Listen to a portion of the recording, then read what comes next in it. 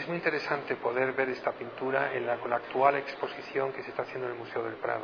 Y podemos ver, yo creo que por primera vez, una pintura en una secuencia de segundos con diferentes tipos de luces. Esto es así únicamente en este tipo de soporte de Venturina, porque nos proporciona un brillo en las estrellas del fondo que es prácticamente mágico. Y es muy importante darnos cuenta cuando nos acerquemos a ver esta obra maestra de Pietro de Cortona, que él la concibió para que el espectador pudiese apreciar estos cambios. Es decir, él utilizó voluntariamente un soporte el llamado Venturina, para que el espectador de todos los tiempos pudiese admirar la obra con una luz una luz uniforme, y al mismo tiempo, al decrecer la luz, seguramente con luz de vela en su momento, una luz tenue, pudiese ir cobrando toda una magia, es decir, una profundidad y una magia en la que las estrellas que brillan en el firmamento, en el fondo de la superficie, parece que están vivas.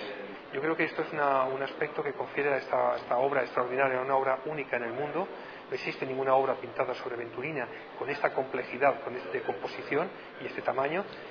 Confiere un aspecto mágico, y que yo creo que para los niños es muy interesante ver cómo una pintura, dependiendo de los ojos, dependiendo de la luz con la que se mira, una pintura que nos puede parecer en algún momento fría, coge vida y es mágico, es algo vivo y algo mágico. La adoración de los pastores de Pietro da Cortona es una obra singular por muchas razones distintas.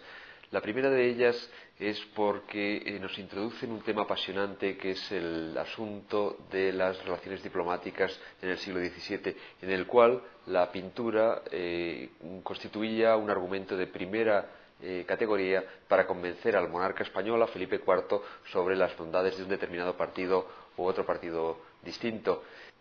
Para ganar el favor del rey de España, Francesco Barberini se empeñó en una campaña diplomática en muchos frentes distintos, y uno de ellos fue el de los regalos diplomáticos.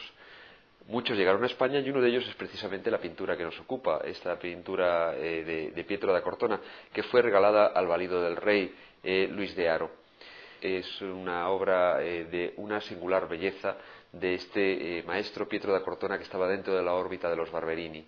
Una singular belleza en su tamaño, en su delicadeza, en su técnica, en su deliciosa ejecución.